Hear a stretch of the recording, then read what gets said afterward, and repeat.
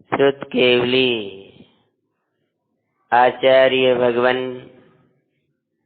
भद्रबाहु स्वामी की मांगलिक कथा का यह द्वितीय दिवस है। गुरुवार का मंगल जन्म, उनका तत्व ज्ञान में के संस्कारों में लालन पालन, अद्भुत पुण्य और अद्भुत पवित्रता का संगम, विचक्षण बुद्धि की धारण पना बचपन से ही गुरुवार गोवर्धन का मंगल मिलन और गुरुवार के साथ में वज्रबाहु कुमार का जाना, वहां पर जिन्हें शास्त्रों का और समस्त लौकिक अलौकिक ज्ञान को प्राप्त करके अपने माता पिता के पास कौतुकपुर में आ जाते हैं। राजा के दरबार में बड़े बड़े विद्वान नौका को भी वाद विवाद में पराजित कर देते हैं। वे ज्ञान विजयी तो थे, ज्ञान पर कोई उनके ज्ञान के आगे टिक नहीं पाया, तो वो विशुद्ध ज्ञान के आगे मोही भी टिक नहीं पाया। संसार प्रपंच को त्याग कर वे दीक्षा को चल देते हैं। दीक्षा का मांगलिक प्रसंग बांचने के लिए अपन कथा के द्वितीय दिवस की ओर बढ़ते हैं। भगवंतों के मंगलाचरण पूर्वक भगवान श्रुत केवली भद्रबाहु स्वामी की मांगलिक कथा का एक दूसरा दिन अपन प्रारंभ कर रहे हैं। देवादिदेव शासन नायक महावीर भगवान की जय हो। आचार्य गुरुवर श्री भद्रबाहु महाराज की जय हो। गौतम स्वामी भगवान की जय हो। चंद्रगुप्त महामुनराज की जय हो। नमो अरंताणम, नमो सिद्धाणम, नमो आर्यणम, नमो विद्यायणम, नमो लोईश विशाम। मंगलम भगवानि वीर, मंगलम गौतम गणी, मंगलम कुंद कुंदाद्यो, जैन धर्मस्तु मंगलम। सर्वे मंगल मंगल्यम, सर्वे कल्याणकारिकं प्रदानं, सर्वे धर्माणां जैनं जयतु शासिनम्।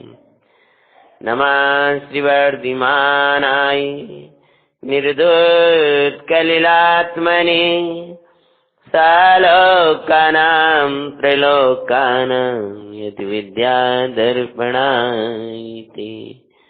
सर्वज्ञ शासन जयवन्ति वरिते, निर्गन्ति शासन जयवन्ति वरिते। यही भाव अविच्छिन्न रहता है मन में, सर्वज्ञ शासन जयवन्ति वरिते। आचार्य भगवान भद्रबाहु स्वामी की जय।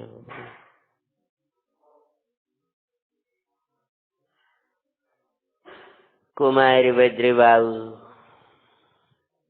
आत्मरसिक कुमार, आत्मा का रस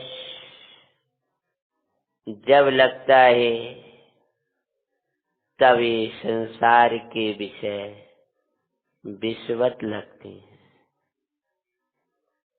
चैतन्य का रस ही वो रस है जो इन विषयों के विषकारी, दुखकारी, झूठा, व्यर्थ दुख का कारण उस रस को छुड़वाने में समर्थ है।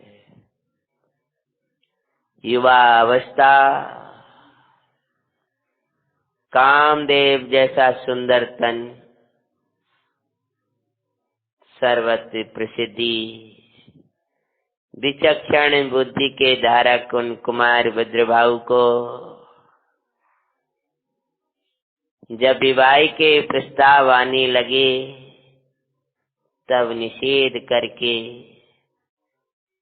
मुक्ति सुंदरी के वरण करने के लिए जैनेश्वरी दीक्षा को चल दिया था। माता ने अनेक प्रकार से रोकने का प्रयास किया,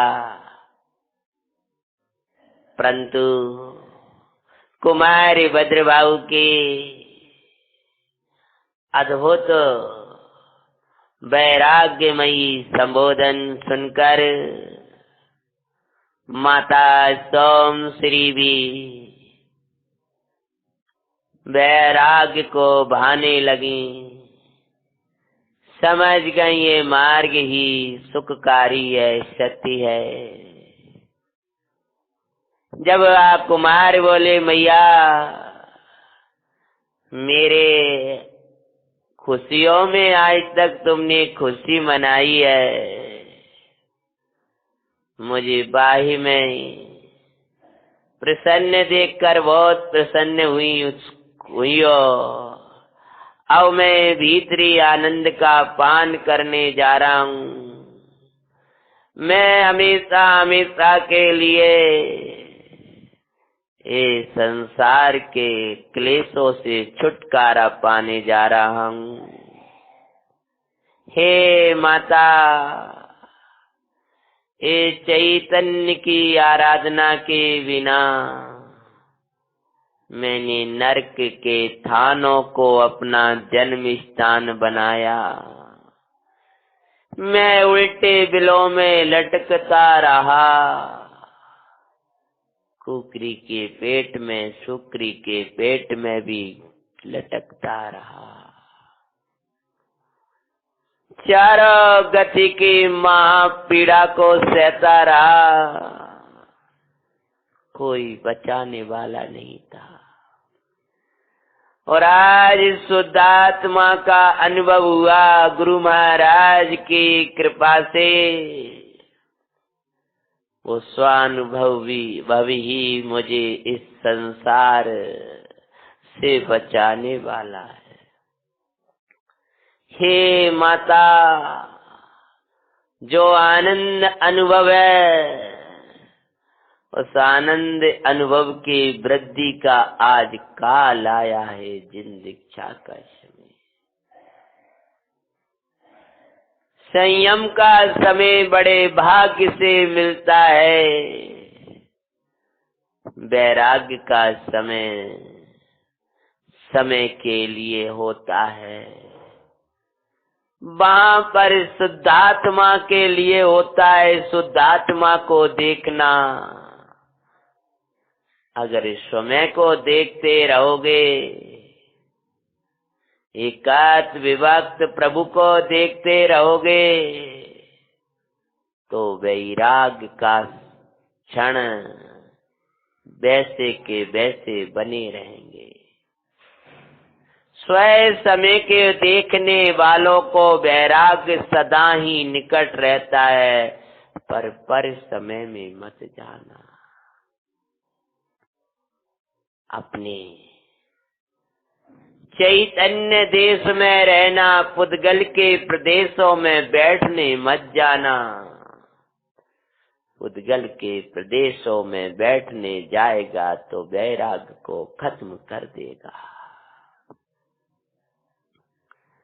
माता के सन्मुख जब भद्र भाऊ ऐसा बोले हैं, तब माता भी देखे दृढ़ता माता के भी बचन निकल पड़े। जाओ खुशी सो लाल शीघ्र हम भी आवेंगे। हे बेटा, मैं तेरे जैसे पुत्र को पाकर धन्य हो गई। पिता सोम शर्मा की भी आंखों में आंसू थे। आज मेरा बेटा त्यों लोक का महाराजा बनने जा रहा है। खुशी का दिन है आयो,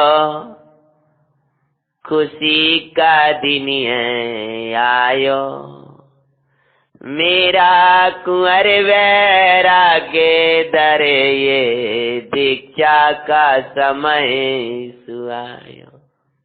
नगरवासी दृश्य देख करके आंखों में आंसू बहाने लगे। देखे दृश्य नगरवासी अश्रु जराते हैं। गुरुवर भद्रबाहु स्वामी की कथा सुनाते हैं। सुनो जी मंगल जैन पुराण आसो जीवन वनी मान। चला विरागी कुमार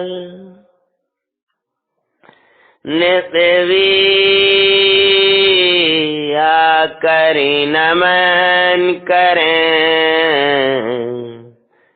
अद्भुत वैराग्य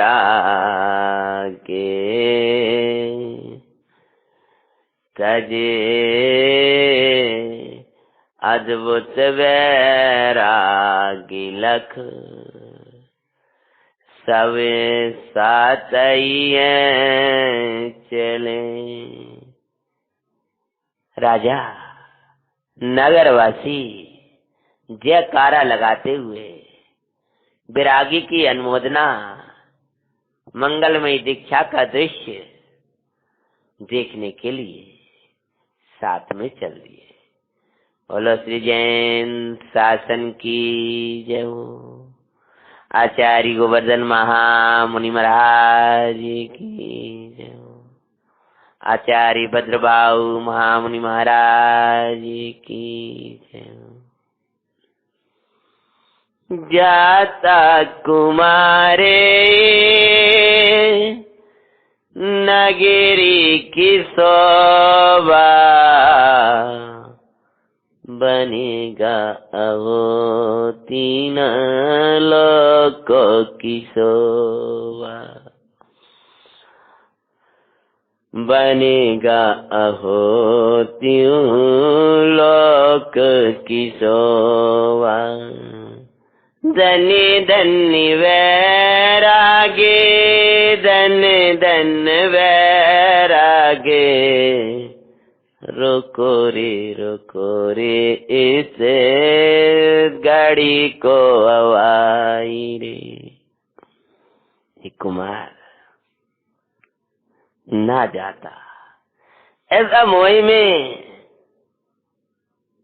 राजा भी विचार रहा है, लेकिन ज्ञान दे रहा है ये कौतुकपुर का शोभा नहीं, त्रिलोक की शोभा बनेंगे।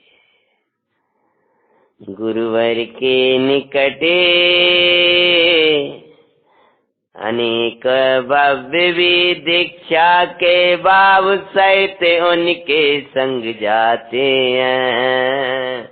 गुरुवर भद्रबाहु स्वामी की कथा सुनाते हैं।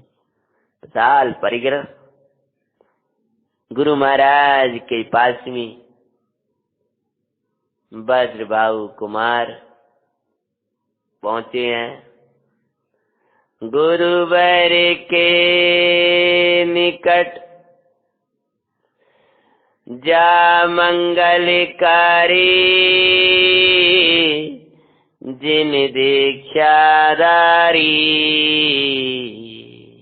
संसार पार करने वाली समय सारमय जीवन देने वाली, नियम सारमयी चर्या देने वाली, अष्टपाहुड़मय अनुशासन प्रवचन सारमयी ज्ञान, पंचाशिकाय अभय देने वाली, अभय सिखाने वाली, आनंद की बरसात कराने वाली, मंगलकारी, जैनेश्वरी दीक्षा हे गुरु महाराज मुझे प्रदान करो। माता पिता के अश्रु नगरवासी भी नैनन नीर जराए, भव्यों के भी नीर जरे पर आनंद के बरसा, सवई को बाए आत्मा, अद्भुत दृश्य को लगते हैं, गुरुवर भद्र बाबू स्वामी की कथा सुनाते हैं। वो जंगल जहाँ आचार्य भगवान गोवर्धन साथ ही 12,000 मुनिराज विराजित हैं। भद्रबाहु कुमारिनी वस्त्राभूषण फेंके, केस लंचन किया, गुरु की आज्ञा से दिगंबरी रूप धारण कर लिया। बोलो मुनिवारी भद्रबाहु भगवान की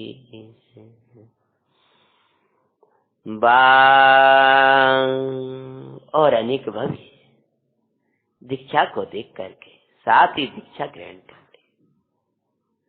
कोई सम्यक्ति हो गए, किसी ने अनुव्रतों को ग्रहण कर लिया, राजा जिन धर्मी हो गए, नगरवासी जिन धर्मी हो गए।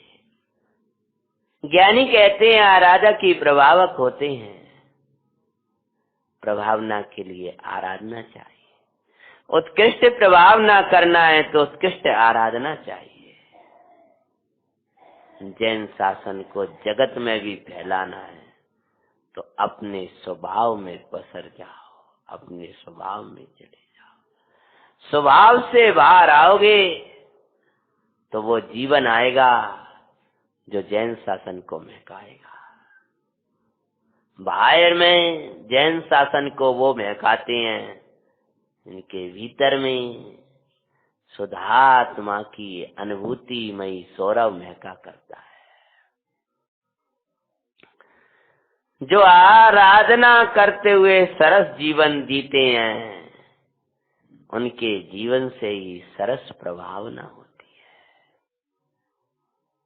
दीक्षा का दृश्य हुआ, सब चले गए गुरु महाराज गुरु के चरणन में, स्वरूपा चरण में मुनिराज भद्रबाहु अद्भुत तपस्या करने लगे।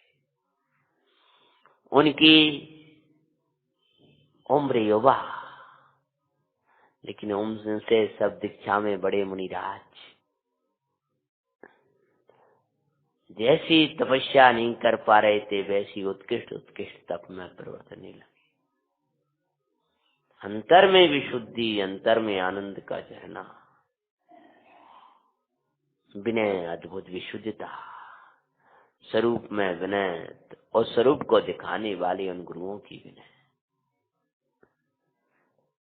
स्वरूप की आश्रय की विशुद्धता और रस तत्व का विचार करते विशुद्धता, गुरु की विनय भक्ति आदि करते विशुद्धता, वो अद्भुत विशुद्धता विशुद्ध भूमि में बिना सिकाई ज्ञान निकलने लगा। वो विशुद्ध ज्ञान बढ़ा, वो बढ़ते हुए भावे विशुद्धि सो द्वादशांगे श्रुति के हुए धारी। आपको पता होना चाहिए द्वादशांग पढ़ाया नहीं जाता। द्वादशांग का ज्ञान तो अंतर की विशुद्धि से प्रकट होता है।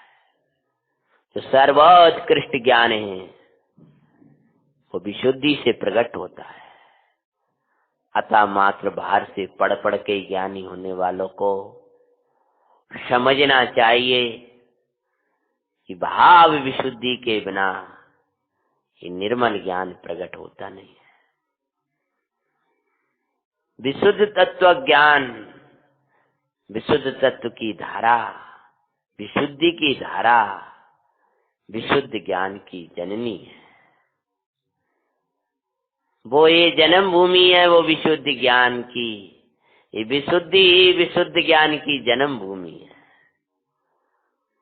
अतः निर्मल ज्ञान चाहिए तो निरंतर विशुद्धि चाहिए। अगर ज्ञान घट रहा है तो विशुद्धि घट रही है, कसाएं बढ़ रही है। ज्ञान जब बढ़ता है विशुद्धि बढ़ती है। दीक्षा ग्रहण कर ली, अद्भुत तपस्या। सकल संग तो पहले ही आचार्य देख रहा था उनको, और द्वादशांग का ज्ञान प्रकट हुआ। गोवर्धन आचार्य महाराज को भी शरीर में अब शिथिलता लगने लगी, तो उन्होंने एक दिवस गुरु वज्रभाव कुमार को, मुनिराज को बुलाया और सकल संग की साक्षी में उनको आचार्य पद दे दिया। बोलो आचार्य गुरुवर श्री वज्रभाव महामुनि महाराज की। आचार्य पद दे गुरु गोवर्धन सलेकिन धारते हैं। गुरुवर वज्रभाव स्वामी की कथा सुनाते हैं। सुनो जी मंगल जैन पुराण आसो जी बनी बनी महान। महाराज जी गुरु जी आज आचार्य पद बन धारण किया। 12,000 से अधिक मुनिराज हो गए थे उस संग में। सब अपने आचार्य भगवान की आज्ञा में बरतने लगे। आचार्य हमारे आचार्य श्री हमारे सोदात दिखावना रे परिभाव से विन्या तुमा आप दर्शावन आरे। आचार्यो हमारे गुरुदेवियो हमारे। सकल संघ मंगल आज्ञा में, गुरु महाराज तो जिन आज्ञा में आत्म विहारी होते हुए जगत में विहार होने लगा है। आत्म विहारी गुरुवर संग सहित सर्वत्र किया विहार। जिन धर्म जिन शासन की मंगल प्रभाव ना करी अहो सुख का। विहार होता होता जहाँ वो संग जाता, जहाँ उनके पवित्र वाणी का श्रवण करते, जहाँ उनका जीवन और पवित्रता देखते, वहीं जीव जिन धर्म को अपना लेते। 24,000 मुनियों का संग आज दिखाते हैं। गुरुवर वज्रभाव स्वामी कथा सुनाते हैं। 24,000 मुनिराज, 12,000 से 24 हो गए, दूने। हाँ, 24,000 मुनिराज का संग हो गया। बोलो आचार्य भगवान भद्रबाहु स्वामी की जय हो। 24,000 मुनिराज का प्रतिक्रमण आदि का और सब संचालन की व्यवस्था। लेकिन धन्य वो करता भाव कि वे प्रकर्ता होते हुए अकर्ता थे और अकर्ता रहते हुए प्रकर्ता थे। योग्य अध्ययन चिंतन कराना, संघ का पठन पाठन होना, वो सब होता था, लेकिन अपने अकर्ता स्वरूप को ध्याते रहते थे। पूरा भारत देश में पूरा सर्वत्र अखंडता का विहार हुआ है। उन जंगलों के क्षेत्रों में मंगलकारी विहार, सर्वत्र जन शासन की मंगल प्रभावना। तो वी गुरुवर तो 24,000 मुनिराज के संग में कैसे चलाते होंगे थे? तो कहते हैं वहां पुराणकार, तो भी गुरुवर तो असंगयो चैतन्य प्रभु को ध्यान, अद्भुत जीवन देख बाबू जिन शासन को अपना। और बहुत समय तक ऐसा विहार होता रहा, मंगल प्रभावना शासन की होती रही।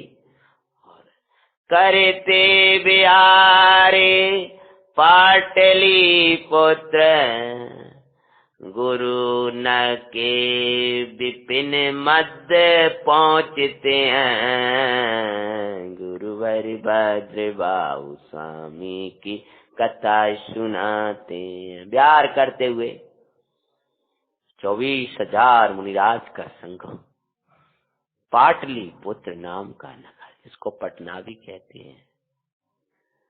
पाटली पुत्र, उज्जैन नाम भी आता है। तो पाटली पुत्र जहां निपति, पाटली पुत्र एक जगह वर्णन आया है, तो जहां दूसरा जगह वज्रबाहु स्वामी का चरित्र मिलता है, उसमें आवंती देश यानी उज्जैन नगरी के राजा चंद्रगुप्त जी को बताया है। तो वो उज्जैन नगरी में वहां पहुंचे हैं, और उज्जैन नगरी में क्या होता है वहां जाकर के, रात्रि जहानिपति चंद्रगुप्त, उस उज्जैनी के देश में, आवंती देश में, उज्जैनी नगरी में, जहानिपति चंद्रगुप्त राज करे सुखदाई, जिन धर्म परायण नृप के राज्य में शांति सर्वत्र छाई। अखंड भारत का सम्राट था वो, इतिहास दिखाते हैं। गुरुवर भद्रबाहु स्वामी की कथा सुनाते हैं। सुनो जी मंगल जैन पुराण, आसो जीवन बनिमा। अखंड भारत का सम्राट चंद्रगुप्त, चाणक्य और चंद्रगुप्त की कथा से कौन परिचित नहीं है। वे ही चंद्रगुप्त जिन्होंने नंद राजा को पराजित किया था। इनका विशेष वर्णन इतिहास और जैन इतिहास में जो मिलता है, उतना अपन चंद्रगुप्त मौर्य कथा के साथ में लेंगे तो उसे नगरी के महाराजा चंद्रगुप्त, जिन धर्मपरायण क्षत्रिय महाराज, उनके उस नगरी में सर्वत्र शांति शांति शांति का साम्राज्य था। जहाँ धर्म होगा वहां शांति आकर के बस जाएगी।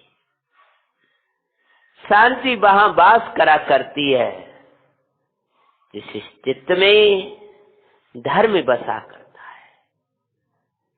धर्म बसा करता है अर्थात जहां अहिंसा होती है, सत्य होता है, आचोर होता है, शील होता है,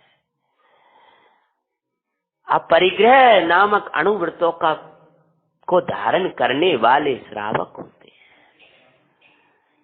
देव गुरु की मांगलिक महिमा चारों तरफ जहां पर रहती है, ऐसा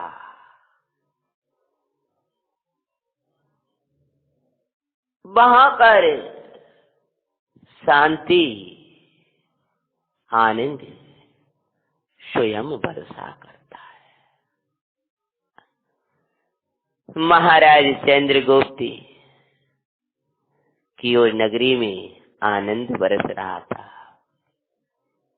और आनंद बरस रहा था। वहीं पर आचार्य भगवान 24,000 मुनिराज सहित पहुंचे हैं।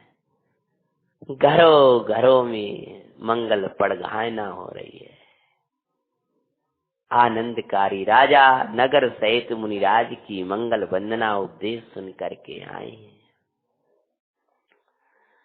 और नगरी में सर्वत्र आनंद बरस रहा है। मुनिराज आए हैं, मुनिराज आए हैं, मुनिराज आए हैं, आनंद लाए हैं।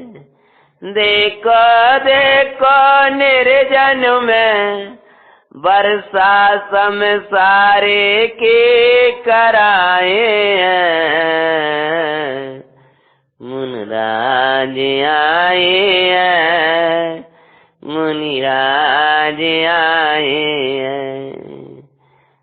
नियम सार में जिनकी चर्या भीतर भव्यों को दिखती, मूलाचार आदि में चर्या बार माही है दिखती। समय सार की वर्षा बरसाते समय सार आए हैं। मुनिराज आए हैं, मुनिराज आए हैं।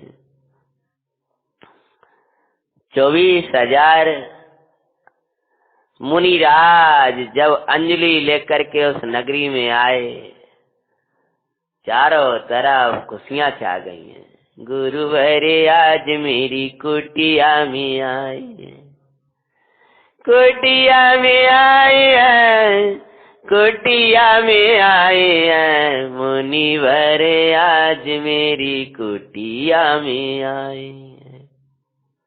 चंद्रगुप्त मौर्य स्वयं कलश लेकर के अपनी रानियों सहित पड़काहन के लिए खड़े। राजकुमार, रानी और महाराजा, और पूरे नगर में मुनिराजों का पदार्पण हुआ है। आचार्य महाराज भद्रबाहु स्वामी का हार उनके यहाँ पर हुआ। धन्य धन्य हो गए। गुरु ओ आत्र आत्र तेष्ट तेष्ट, भूमि शुद्धि गुरु को दिखाए। श्रावक चंदन चौक पुराए, गुरुवर आज मार कुटिया में आए। महाराज चंद्रगुप्त आचार्य श्री को हार कराकर अष्टांग नमस्कार कर रहे हैं। जयकारा लगाते हुए बाहर निकले हैं। गुरु महाराज का मंगल विहार जंगल की ओर हो जाता है। पूरे नगर में खुशी खुशी आनंद आनंद छा रहा है। धन्य भई ये नगरी, धन्य भई ये नगरी। और गुरु महाराज जंगलों में साधना कर रहे हैं। लेकिन एक दिवस चंद्रगुप्त मौर्य अपने महल में सो रहे थे। सोने के लिए बाई के स्थान है, जागने के लिए अपना चैतन्य का धाम है, जगाने के लिए गुरुओं का, भगवंतों का स्थान है। बाहर में जाओगे सो जाओगे, सुलाने वाले मिल जाएंगे। गुरुओं के पास जग जाओगे, जगाने वाले मिल जाएंगे। आत्मा के पास जाओगे तो ऐसे जग जाओगे, सुलाने वाले मिलेंगे तो भी कभी सोओगे नहीं। तो महाराज चंद्रगुप्त अपने महल में सोए हुए थे और रात्रि के अंतिम पहर में उन्होंने 16 स्वप्न देखे। रात्रि के अंतिम पहर माई ने 16 सपने देखे, विचित्रता लिए सपनों को लग निप चिंतित भये। ऐसे ऐसे भयानक विचित्र प्रकार के स्वप्न। कहीं तो सोने की थाली में कुत्ता खीर खा रहा है, कहीं तो काले काले 2 हाथी लड़ रहे हैं, तो किसी अपने भूत नाच रहे हैं। ना कहीं कल्प वृक्ष की शाखा टूटी दिखी। चंद्रगुप्त एकदम चिंतित हुए हैं कि ऐसे स्वप्न विचित्र प्रकार के क्यों देखे मैंने, क्या है, किसका प्रतीक है। भाई अच्छे दिन आते हैं, अच्छा समय आता है, स्वप्न भी अच्छे आया करते हैं। खोटा काल आने को हुआ था तो स्वप्न खोटे आ गए। आपको खबर होगी तीर्थंकर आते हैं तब भी 16 ही सपने आते हैं और रत्नों की बरसाएं होने लगती हैं। ये कोई खोटा काल आने वाला था तभी सपना है। भाई जैसे वे खोटे और अच्छे सपने, अच्छे और खोटे भविष्य का प्रतीक है, ऐसे ही तू जागते हो में तेरे अंदर जो दुर्विचार आते हैं, खोटे विचार आते हैं, मुझे ये करना, उल्टा उल्टा सोचता है, वो खोटे सपने हैं। और एक ज्ञानी का भी स्वप्न होता है कि मुझे सम्यक मुनि बनना है, जिनेंद्र परमात्मा जैसा बनना है। एक आत्मार्थी का भी स्वप्न होता है कि मैं परमार्थ समकितले मुनि बन निर्गंथ दशा में आत्म साधना करके सिद्धत्व पाऊंगा। आपके अंदर क्या चला करता है, कैसे विचार चलते हैं, वो आपके भविष्य को लाने वाले। ये वर्तमान का विचार, ये वर्तमान का परिणाम ही भविष्य का विधाता है। ये वर्तमान में वर्तता परिणाम ही वो ब्रह्मा है जो तुम्हारी भविष्य की सृष्टि की संरचना करेगा। ये वर्तमान का परिणाम ही तुम्हारे आगे के परिणमन को बता रहा है। 16 स्वप्न देखे हैं और भगवंतों के सुबह प्रातः स्नान आदि कर, भगवंतों की पूजा वंदना कर, परिकार सहित गुरु महाराज के निकट उन सपनों को फल जानने के लिए चंद्रगुप्त मौर्य चले देते हैं। प्रातः गुरुवर भद्रबाहु के निकट परिकर वो जाते हैं। गुरुवर भद्रबाहु स्वामी की कथा सुनाते हैं। अष्टांग निमित्त गुरुवर सपने का, सपनों का फल बतलाए। जब सुना 16 स्वप्न। हे महाराज, मैंने रात्रि के अंतिम पहर में ऐसे विचित्र स्वप्न देखे। ये क्या है? ये क्यों आए? क्या महाराज कल्पना मात्र है कि इनका कोई भविष्य भी है? अगर भविष्य है तो कुछ स्वप्न तो बड़े विचित्र विचित्र देखे हैं, जिनको देखने के बाद महाराज मेरा चित्त नहीं लग रहा है।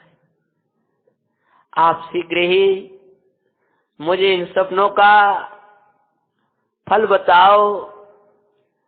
मुनिराज गंभीर हुए आचार्य भगवान भद्रबाहु स्वामी और बोले, दुस्सम काल की घटनाओं का प्रतीक ये सपने हैं दर्शाए।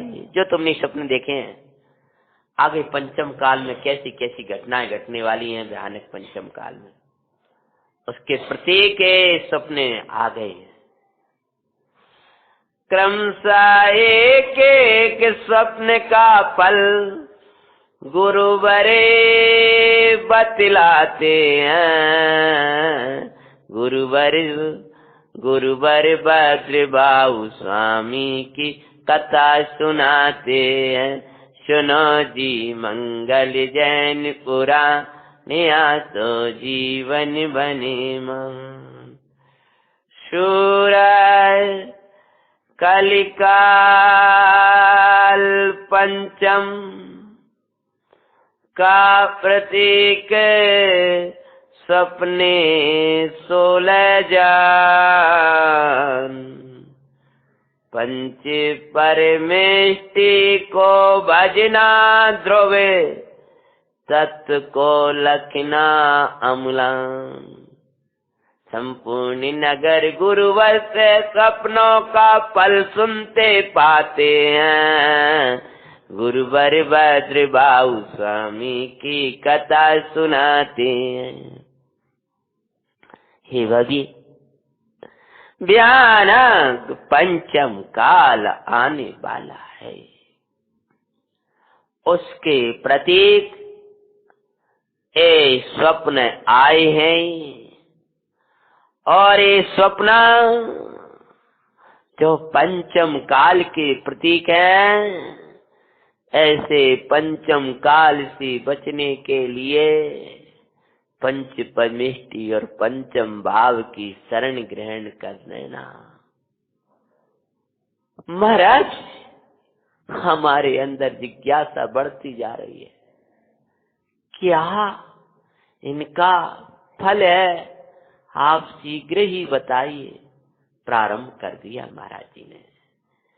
सूर्यास्त देखन का फल केवल ज्ञान का हुआ आज। अवधि मना पर आए ज्ञान का भी होगा अवश्य। हे राजन, जो तुमने सूर्यास्त देखा, उसका फल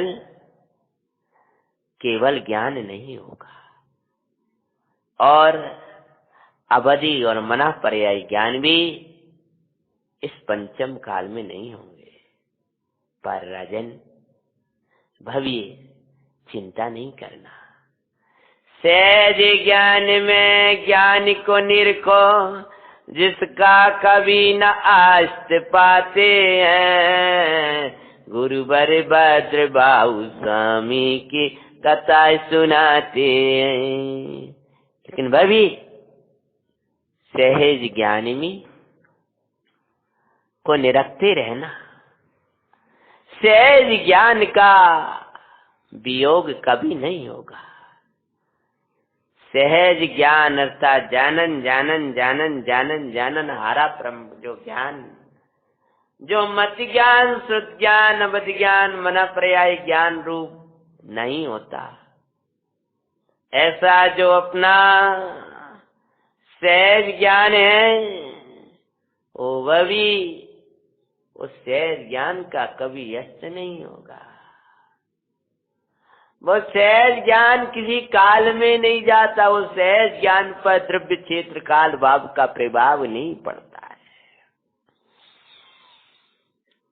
जो भव्य कल सो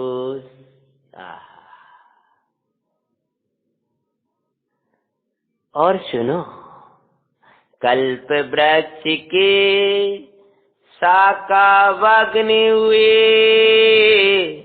लोवीन पे होंगे। एक कल्प वृक्ष सुंदर सा देखा आपने?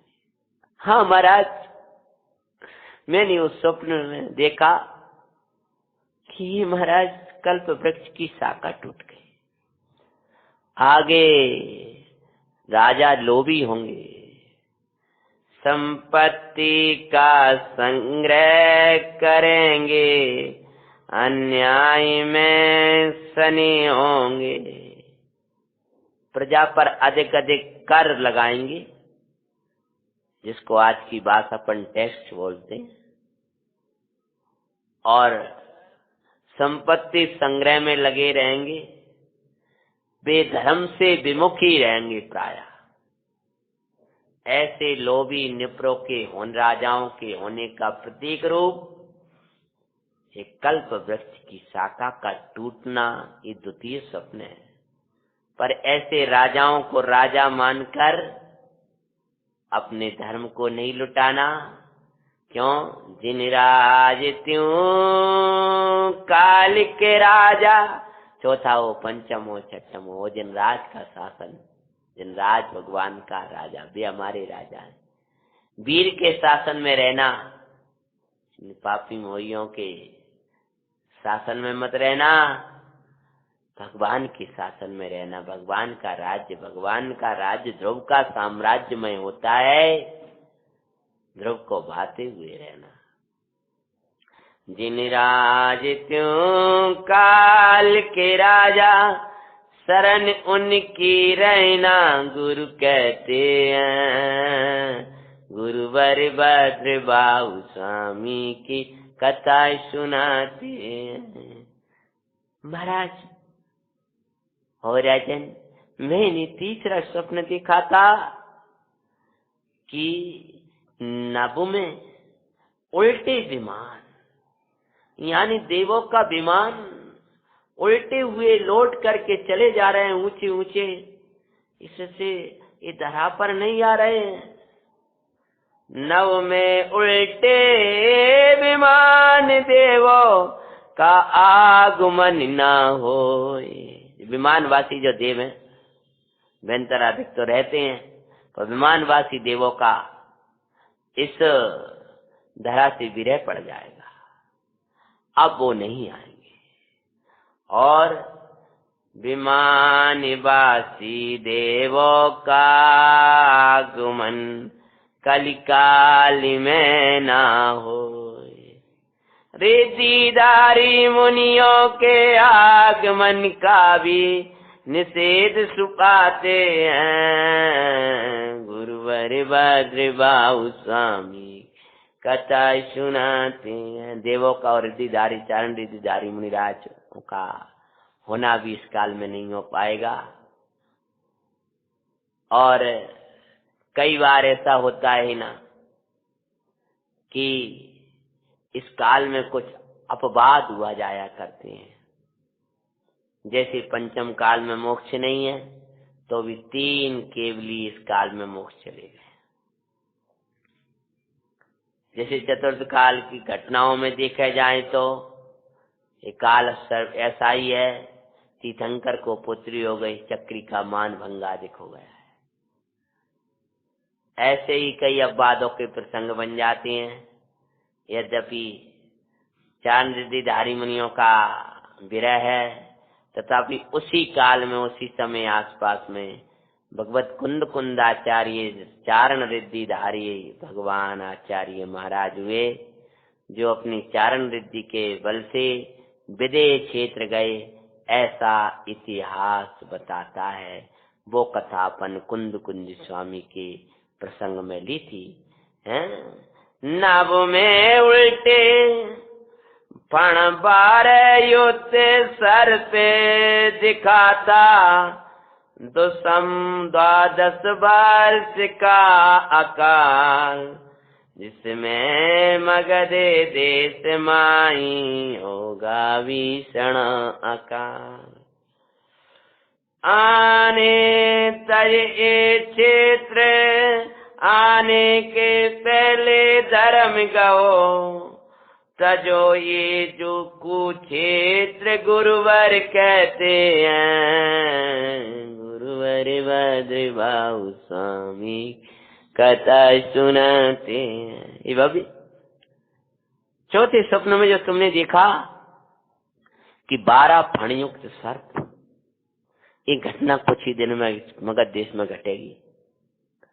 जो जैन आदि के देशों में मध्य देश में इधर भयानक अकाल पड़ने वाला है। उस अकाल में त्राही मच जाएगी, धर्म का नाश हो जाएगा। इसीलिए अगर सुख की रक्षा करना चाहते हो, शांति की रक्षा करना चाहते हो, तो धर्म की रक्षा करना, और धर्म की रक्षा करना चाहते हो तो उन क्षेत्रों में रहना जहाँ धर्म सुरक्षित है, जहाँ आपकी अहिंसा, शील, सत्य आदि सुरक्षित है, आपके नियम संयम सुरक्षित है। ऐसे स्थानों में मत रहना जहाँ आपकी जिन दर्शन का नियम भी सुरक्षित न रह पाए। ऐसे स्थानों में, ऐसी सर्विसों आदि ऐसे लोस में नहीं रहना कि आपके रात्रि भोजन रूप स्टूल नियम भी सुरक्षित न रह पाए। ऐसे प्रसादनों से बचना कि आप जो छान के पानी सामान्य रूप में पीते हो, वो नियम भी आपका भंग हो जाए।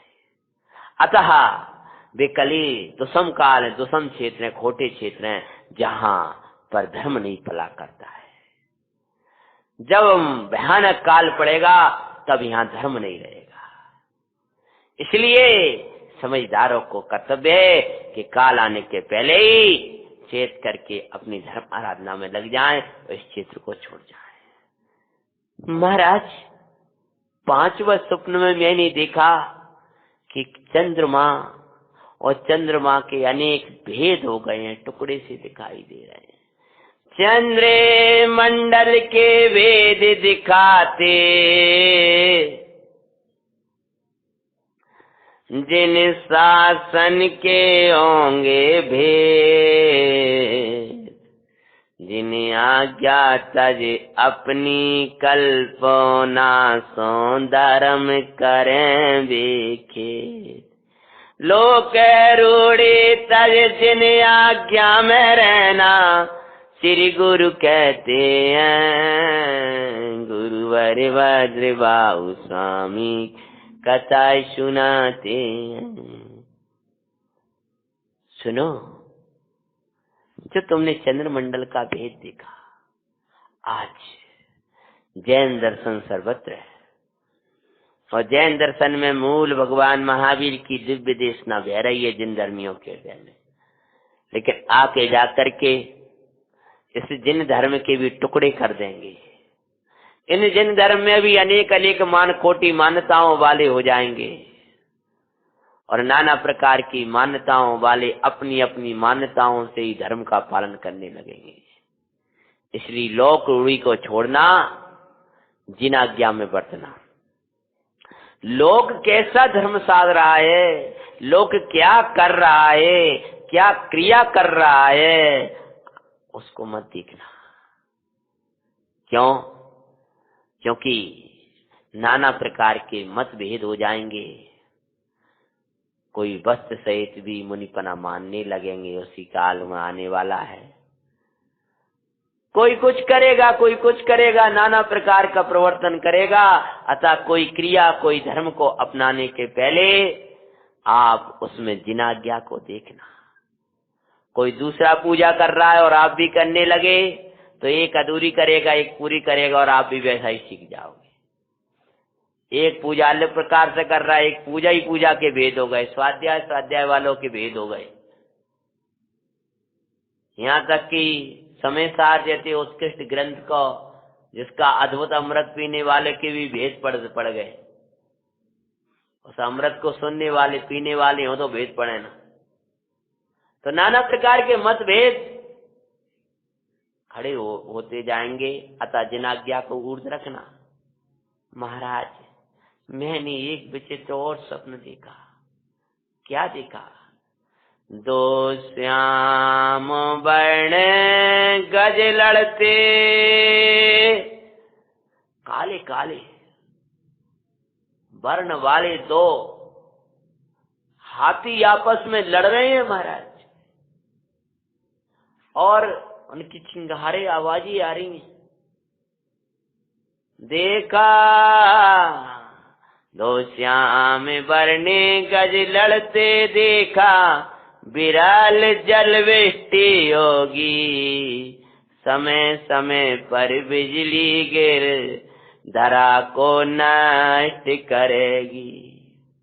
जल वृष्टि थोड़ी थोड़ी हो जाएगी और बिजलियां गिर गिर के पृथ्वी को नष्ट करने लगे। 21,000 के वामी लगभग कितना वर्ष हो गया? 2,500 से भी कुछ थोड़ा सा वर्ष ज्यादा हुए हैं। और आज बरसात की दशा हम देख रहे हैं। बिजलियां भी जहां तहां गिरती पाई जाती हैं। तो ज्यों ज्यों ये काल बढ़ेगा त्यों तो बरसात ही विरल होती जाएगी। तो उसके प्रतीक दिखाई दे रहे हैं। प्रसादन पैदा होगा जो वर्ष उनको नहीं होने देंगे, और बिजलियां गिरेंगी तो विरल वर्षा होगी और बिजली गिरेगी। क्यों? तत्व ज्ञान की वर्षा नहीं होगी और कसायों की बिजलियां गिरेंगी। तत्व ज्ञान बरसेगा नहीं और घर घर कसायों की क्रोध मान माया लोभ ईर्षा द्वेष राग ये बिजलियां घर घर गिराएंगे तो धर्म ज्ञान की वर्षा नहीं होगी। ना देव पूजा, न गुरु उपासना, न स्वाध्याय, न संयम, न तप, न दान, न परमार्थ, न व्यवहार। जब ये धर्म वर्षा नहीं होगी तो वो वर्षा भी बंद हो जाएगी। और जब आपकी कसायों की बिजलियां गिरेंगी तो वो आकाश की बिजली भी गिरने लगेगी। कुदरत तेरे परिणाम से जुड़ी हुई है। तेरे आगे के जो परिणाम हैं, जो वर्तमान के परिणाम हैं, वो ही भविष्य को दिखाएंगे। तो तू अपने धरा में तत्व ज्ञान की वर्षा नहीं करता, धर्म की वर्षा नहीं करता। जिस धरा पर धर्म नहीं वर्षा करता है उस धरवा पर भार की बादल भी नहीं वर्षा करते हैं। पुराना उदाहरण आपने सुना होगा। बादल कहते हैं मैं किसके ऊपर बरस जाऊं, कोई धर्मात्मा ही दिखाई नहीं देता। जहां धर्म बरसेगा वहां पुण्य बनेगा उस क्षेत्र वाले जीवों को, तो बाहर का ये बाहर भी बरसात हुआ करेगी। तो हे राजन, जो दो श्याम वर्ण हाथी लड़ते हुए देखे हैं तो धर्म विरल हो जाएगी ये वृष्टि और बिजलियां गिरेंगी। पर चिंता नहीं करना, उस काल में भी एक बरसात ऐसी होगी जो सदा होती रहेगी। ज्ञान गन से अमृत वर्षा नित बरसेगी, उसका नाश न पाते हैं। भगवान आत्मा ज्ञान गन है, वो अमृत बरसा रहा है, वो कभी रुका नहीं है। आबाल गोपाल सबको सदाकाल। महाराज वो वर्षा कहाँ होगी कि जो भावे अंतर मुखे होंगे। जैसे भगवान की भक्ति करेंगे तो बाहर की वर्षा होगी, और भगवान आत्मा में रमेंगे तो ये भीतर की अमृत की वर्षा होगी। जो भावे अंतर मुखे होंगे उनकी धरा माई। हमारी धरा क्या है? उपयोग। उस उपयोग में उनकी धरा माई। शीतल शीतल अनुभूति की वर्षा होगी सुखदाई। आनंद आनंद आनंद की बरसात होती है। सिद्ध घन को मैंने पायो आनंद और छायो, अनुभूति की मंगल वर्षा, अनुभूति की मंगल वर्षा, परिणति में बरसते पायो नि पायो चिदगन, ओ चिदगन को मैंने लखायो, प्रेमानंद बरसायो। अंतर्मुखियो उस वर्षा को बरसाना गुरुवर कहते हैं। गुरुवर भद्रबाहु स्वामी की कथा सुनाते हैं। सुनो जी मंगल जैन पुराणे आसो जीवन बनी मान। महाराज, हाँ बब्बी बोलो। मैंने आगे सप्तम स्वप्न में देखा कि खद्दो जुगनू जुगनू जुगनू जुगनू दिखाई दे रहे। उस जुगनुओं के देखने का भी कोई प्रतीक है क्या महाराज? चारों तरफ वो चमक रहे थे। महाराज बोले हाँ है। बोले तो महाराज क्या है? महाराज गंभीर हो गए। तब वो बोल उठे उसको स्वप्न का फल, कि जुगनू यानी खद्दोतों को देखने का क्या फल है। महाराज बोले क्या बोले? कथा के तृतीय दिवस में क्या बताएंगे खद्दोतों को देखने का फल? सरोवर का मध्य भाग सूखा पड़ा था, वो भी देखा, उसका क्या फल होगा? गज पर बंदर बैठा है, हाथी पर बंदर बैठे हैं। जंगली कुत्ते आकर के सोने की थाल में, कुत्ता सोने की थाल में और खीर खा रहे। क्या होगा उसका फल? भूत नृत्य कर रहे हैं, कचरे में कमर निकल आया है, छोटा सा वृषभ बछड़ा है, बैल है, और वो रथ हाँक रहा है। रत्न राशि रज युक्त भयंकर रत्न राशि पर भयंकर धूले धूले दिखाई दे रही है। क्या अद्भुत अद्भुत स्वप्न है। और ये अद्भुत स्वप्न, ये बाहर से अद्भुतता लग रही है, चैतन्य जैसे आनंद जैसे अद्भुत नहीं है, घबराहट वाले स्वप्न। तो इन स्वप्नों का, क्योंकि अद्भुत शब्द तो आनंद का प्रतीक होता है, तो भयानक स्वप्न है क्या? भयानक स्वप्न। तो इन भयानक सपनों का क्या भयानक रूप आने वाला है, तो खद्दोत देखने का क्या फल है, वहां से अपन आगे बाँचेंगे। अभी तक अपन ने 6 स्वप्नों का फल पढ़ा। सुनने के बाद में चंद्रगुप्त महाराज क्या विरक्ति लाएंगे, कैसे अकाल पड़ेगा, कैसे महाराज दक्षिण की ओर जाएंगे, क्या यहाँ पर अकाल में सितंबर मत की कैसी उत्पत्ति होगी, चंद्रगुप्त की अद्भुत भक्ति बरतेगी। ये बड़ा लंबा पौराणिक ऐतिहासिक, इसको अपन भगवान पंच परमेष्टि की कथाओं को पुराण में लें तो आचार्य भगवान की कथा पुराण में है। बाद बाकी चतुर्थ काल की घटना नहीं अभी की है, तो हमारा मंगल जैन इतिहास है। तो इस मंगल की कथा अपन आगे अद्भुत अद्भुत रहस्य से भरी हुई भगवान सुत केवली भद्रभाव की मांगलिक कथा का वाचन करेंगे। सुत केवली भगवान की कथा अपने सुत पंचमी के मंगल वेला पूर्व वेलाओं में ले रहे हैं। शीघ्र ही सुत पंचमी महापर्व आने वाला है, और सुत पंचमी महापर्व की पूर्व वेला में ये अपनी कथाओं का मांगलिक वाचनाएं चल रही हैं। और सुत केवली आचार्य भगवान भद्रभाव स्वामी की जय। जय जान।